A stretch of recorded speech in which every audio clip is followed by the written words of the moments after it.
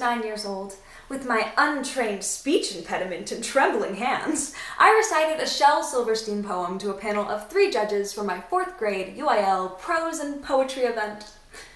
I stumbled frequently and I subconsciously avoided eye contact the entire time.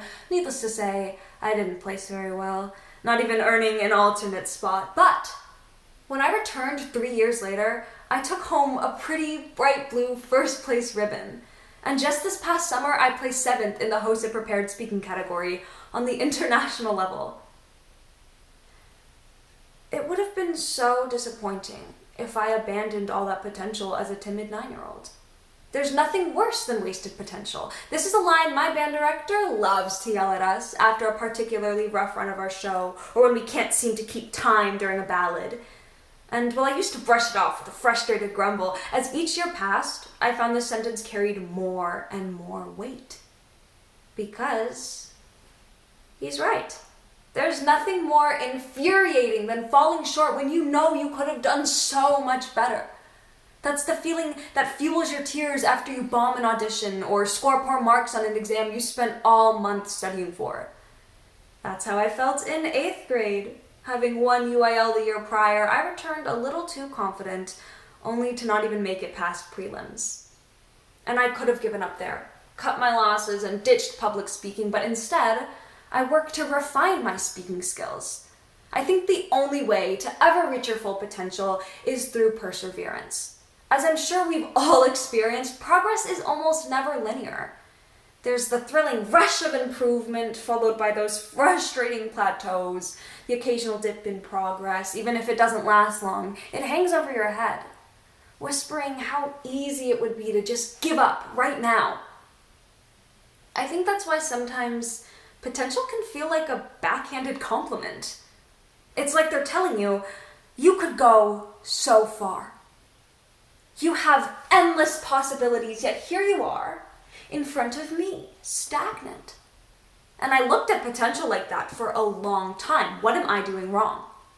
Why do I have to tuck this energy away for later? Why can't I use it now? Why can't I be the best now? And as juvenile as that thought process is, I clung to it. I really only changed my mind a couple months ago during a physics lecture. And not to turn this into a lecture, but hopefully by now we've all learned that energy cannot be created nor destroyed. But you can add energy to a system by increasing the mass or height of an object.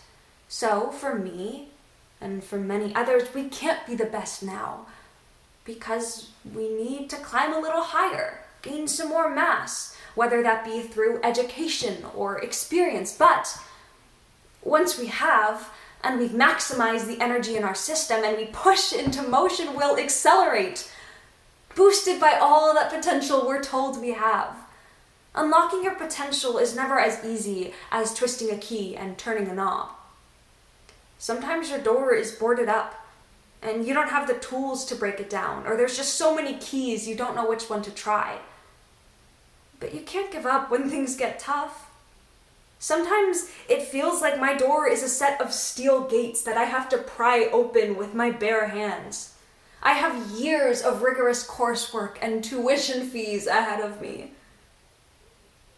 But I have to remember, I'm not doing this because it's easy. I have to remind myself why I'm pursuing a medical career. Of all the good I'll be able to contribute, of all the potential that's mine to claim, I'm willing to break down doors or pick locks or scale fences, figuratively, to help people. I want to help people. I think that's a shared purpose of everyone in the medical field. To unlock your potential, you can never lose sight of what you're aiming for. You can never doubt your capability, and you can never let a closed door stop you. Thank you.